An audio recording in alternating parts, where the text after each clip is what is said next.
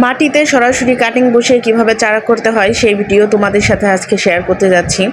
দেখতে পাচ্ছ এখানে আমি কিন্তু কিছু কাটিং বসিয়েছি এবং অলরেডি কিন্তু আমার কাটিং থেকে চারাও চলে এসেছে। এখন আমি দেখাবো কিভাবে আমি কাটিং করি। এখানে আমি একটি মানি প্ল্যান্টের ডাল নিয়ে নিয়েছি।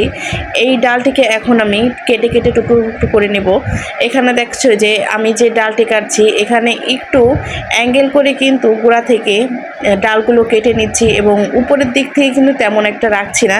এভাবে করে কিন্তু কাটিংগুলো করে নিতে হবে। যদি একটু তেরসা করে কেটে নেওয়া হয় তাহলে কিন্তু কাটিং থেকে দ্রুতই যে চারাটা গজাবে। সোজাসুজি করে কাটলেও কোনো সমস্যা নাই, তবে একটু যদি আপনারা একটু বাঁকা করে কাটেন এতে করে হবে কি আপনার দ্রুতই কিন্তু চারা গজাবে।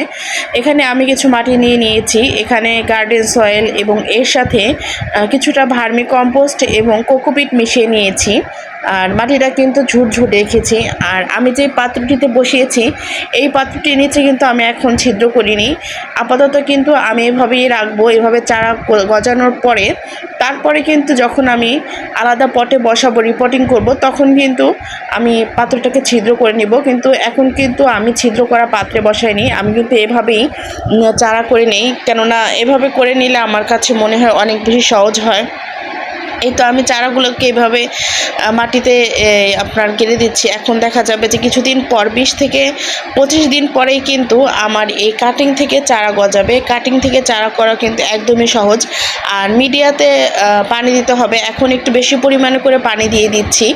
আর যখন আপনারা সবসময় চেষ্টা করবেন যে মাটিটা যেন সবসময় ময়েশ্চারাইজ থাকে।